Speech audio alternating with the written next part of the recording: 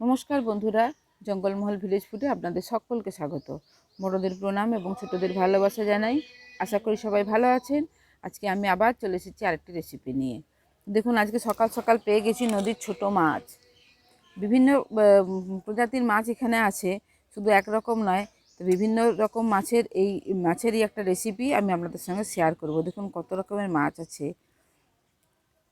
নদীর পুঁটি, দেখুন এমনি স্বাভাবিক পুঁটির থেকে পুঁটিগুলো এগুলো একটু আলাদা হয়।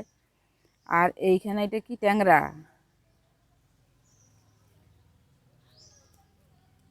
পুঁটি, বড় সাইজের পুঁটি একটা। এটা কি চেলা মাছ। আর এই নদীর পয়রা মাছ। নদীর মাছের অনেক রেসিপি আমি আপনাদের সঙ্গে শেয়ার করেছি, তবে আজকে এই পাঁচমেশালি যে মাছের যে রেসিপি, এই রেসিপিটা সম্পূর্ণ একটু অন্য ধরনের। আর দেখুন এটাকে কি বলে, চাঁদা মাছ।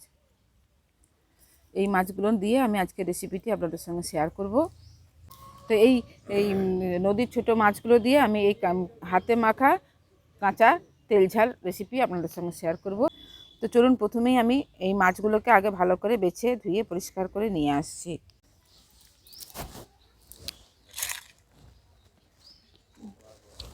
এই পুঁটি মাছটা কত বড় না, হ্যাঁ?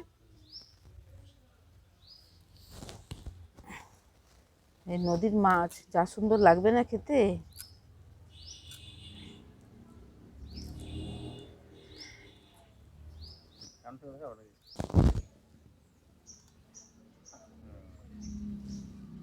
মাছটা ডিম হয়ে গেছে, মাছটা ডিম আছে। নদীর মাছ, নদীর এই শুধু নদীর কেন, এমনি পুকুরেরও। তবে অবশ্য পুকুরের মাছগুলো তো এখন চাষ করা মাছ। এই খেতে কিন্তু খুবই সুস্বাদু এবং খাওয়া উপকার। তবে একটাই এটার অসুবিধা হচ্ছে কি, এই মাছ বাঁচতে কিন্তু বহু সময় লেগে যায়। একটা এই একটা একটা করে ছোট মাছ বাছা বড্ড সময় লাগে বাঁচতে।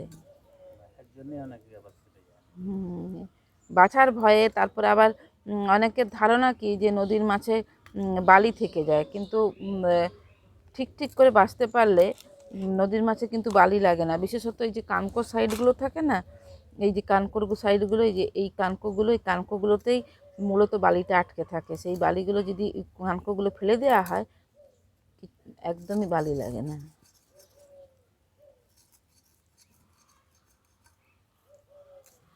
আর বাছার ভয়ে অনেকেই খেতেও চায় না এগুলোকে, অনেকক্ষণ ধরে সময় লাগে না বাছতে।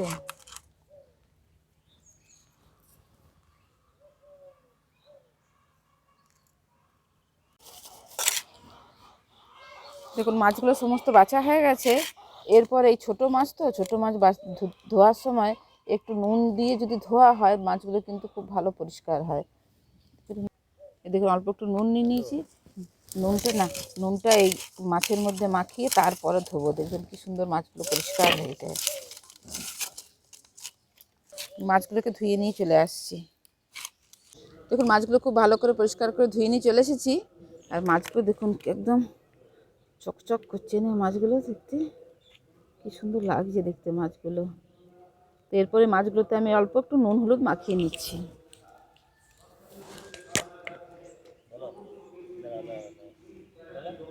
দিয়ে দিচ্ছি নুন, দিয়ে দিচ্ছি অল্প একটু হলুদ। এবার মাছটাকে আমি ভালো করে নুন হলুদ মাখিয়ে নিচ্ছি।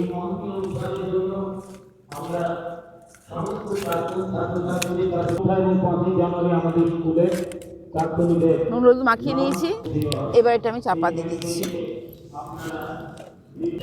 দেখুন এবারে এই রেসিপিটির জন্য একটা মশলা বেটে নেবো। তো এখানে আমি নিয়ে নিয়েছি অল্প পরিমাণের সর্ষেটাকে আমি ধুয়ে নিচ্ছি।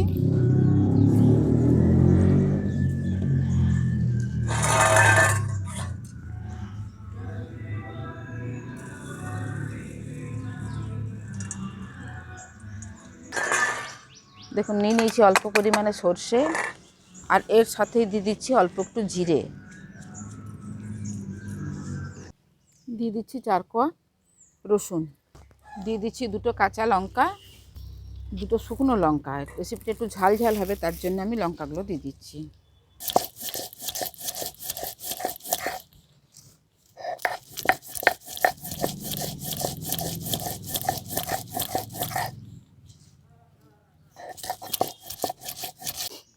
দেখুন মশলাটা বাটা হয়ে গেছে, এবার তুলে নিচ্ছি আমি।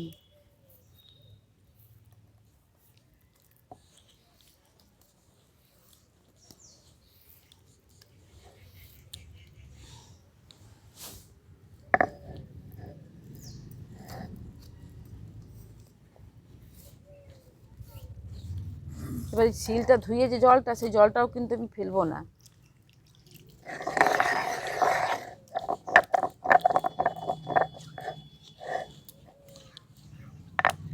এই জলটাও আমি তুলে নেব।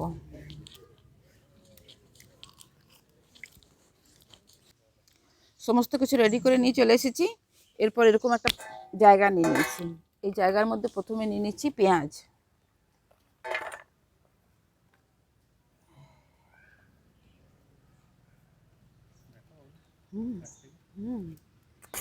এবারে যে পেঁয়াজটা নিয়ে নিয়েছি, পেঁয়াজের মধ্যে দিয়ে দিচ্ছি অল্প একটু নুন। মাছের মধ্যে নুন মাখানো ছিল, তাহলে আমি খুব বেশি নুন লাগবে না, অল্প একটু নুন মানে পরিমাণ করে আন্দাজ করে নুনটা দিয়ে দেবেন। এরপরে নুনটা দিয়ে ভালো করে আমি এরকম নুনটাকে পেঁয়াজের সঙ্গে মেখে নিচ্ছি।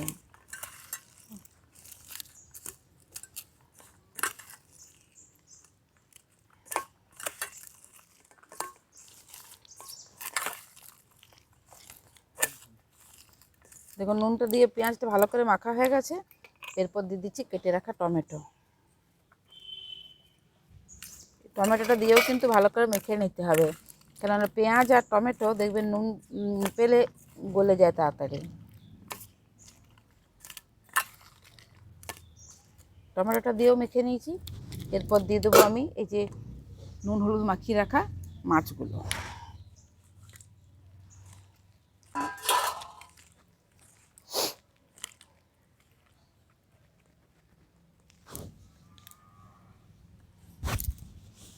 দিয়ে দিচ্ছি বেটে রাখা মশলাটা।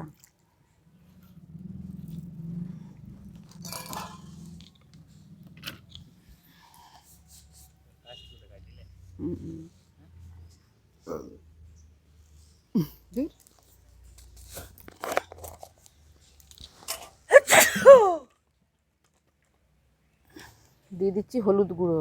মাছের সঙ্গে নুন হলুদ মাখানো ছিল, তাও আমি দিয়ে দিলাম অল্প পরিমাণে একটু হলুদ গুঁড়ো।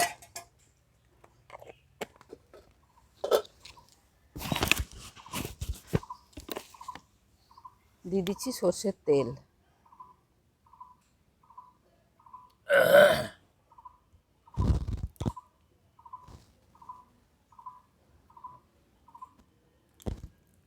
এরপর সব কিছু এই মাছগুলোর সঙ্গে খুব ভালো করে মাখিয়ে নেব।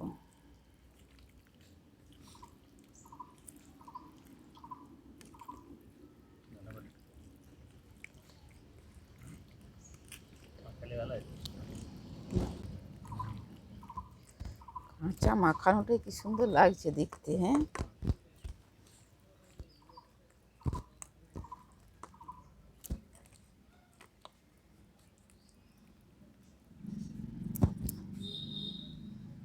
দেখুন মাছগুলো সমস্ত মশলার সঙ্গে খুব ভালোভাবে মাখানো হয়ে গেছে। এরপর এখানে উপর থেকে দিয়ে দিচ্ছি 5টা কাঁচা লঙ্কা চিড়ে রেখেছি, আমি উপর থেকে 5টা কাঁচা লঙ্কা চেরা দিয়ে দিচ্ছি। এরপর এটা মিনিট 10-এর জন্য আমি চাপা দিয়ে রেখে দিচ্ছি। ততক্ষণে উনুনটা ধরিয়ে নিচ্ছি। মিনিট 10-এর জন্য চাপা দেওয়া থাক। দেখুন সমস্ত কিছু রেডি করে নিয়েছি, উনুনটাও ধরিয়ে দিয়েছি। এবারে কড়াটা বসিয়ে দিচ্ছি।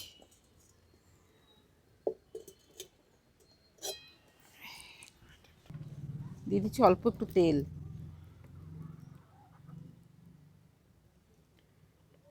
তেলটা দেওয়ার কারণ হচ্ছে যাতে করে মাছটা দেওয়ার পর মাছটা কড়ার মধ্যে না লেগে যায় বা বসে যায়, তার জন্য দিয়ে দিলাম অল্প একটু তেল। তেলটা গরম হয়ে গেছে, আমি কড়াটার চারদিকে তেলটা ঘুরিয়ে দিচ্ছি।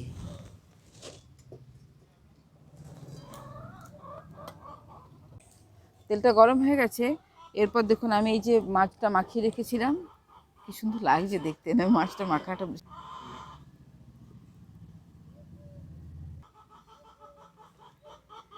এরপর এই মাছটা যে মাখিয়ে রেখেছি, এই মাখানো মাছটা আমি কড়ার মধ্যে দিয়ে দিচ্ছি।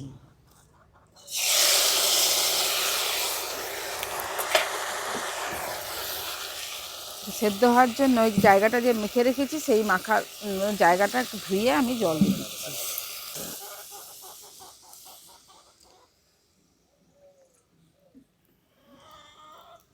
আমি এর মধ্যে কোনো সবজি দিলাম না, আপনারা ইচ্ছে করলে এর মধ্যে আলু বেগুন কেটেও দিয়ে দিতে পারেন।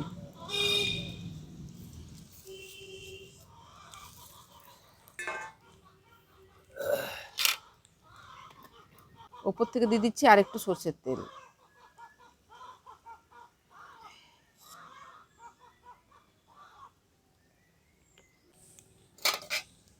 এবার এটা আমি চাপা দিয়ে দিচ্ছি। দেখুন কিছুক্ষণ পর ঢাকাটা খুলে নিচ্ছি। সুন্দর গন্ধ বেরিয়েছে গো।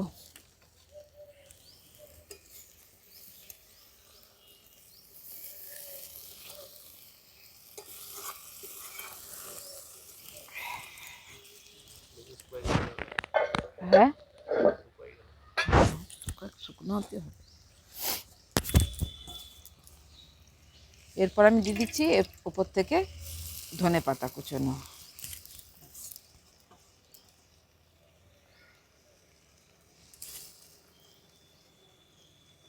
এই ধনে পাতার টুকরোটা দিয়ে আমি একটু হালকা হাতে এটাকে নাড়াচাড়া করে নিচ্ছি, নাহলে তো মাছগুলো ভেঙে যেতে পারে।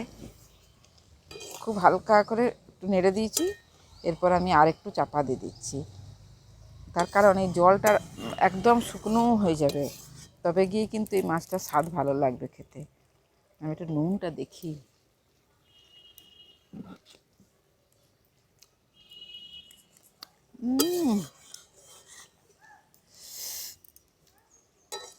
এটা দিয়েই ভাত খাওয়া হয়ে যাবে।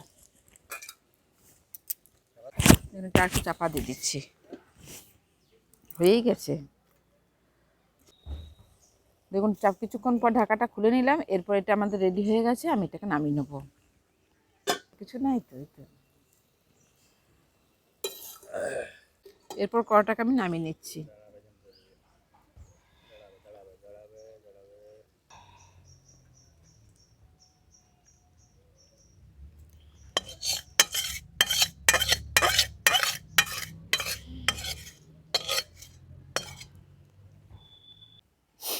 তো আজকের রেসিপিটি আপনাদের কীরকম লাগলো অবশ্যই আমাকে কমেন্ট করে জানাবেন। দেখুন রেসিপিটা দেখতে কীরকম লাগছে, খেতে কিন্তু দুর্দান্ত লাগবে। তার কারণ নদীর মাছ, টাটকা মাছ, আর সেই মাছের এরকম হাতে মাখা বাটি চচ্চড়ি। বাটি চচ্চড়ি আগেকার যুগে বলতো একটু বাটি চচ্চড়ি, আসলে বাটি করে মেখে বসিয়ে দেওয়া হতো উনুনের মধ্যে। তো আমাদের তো এখন আর সেরকম সিস্টেম নেই, কড়া চচ্চড়ি, কড়াই করা হচ্ছে বলে এটাকে কড়া চচ্চড়ি। তো কীরকম লাগলো অবশ্যই আপনারা এইভাবে বাড়িতে বানিয়ে খেয়ে দেখবেন। যদি ভালো লাগে তাহলে অবশ্যই আমার এই জঙ্গলমহল ভিলেজ ফুড চ্যানেলটিকে লাইক কমেন্ট শেয়ার করবেন এবং প্লিজ সাবস্ক্রাইব করে দেবেন। পাশে থাকা বেল আইকনটি প্রেস করবেন সবার আগে নোটিফিকেশান পাওয়ার জন্য। প্রত্যেকেই ভালো থাকবেন, সুস্থ থাকবেন, সাবধানে থাকবেন। আজকের ভিডিওটা আমি এখানেই শেষ করছি। আবার আপনাদের সঙ্গে দেখা হবে পরবর্তী আরেকটি ভিডিওতে।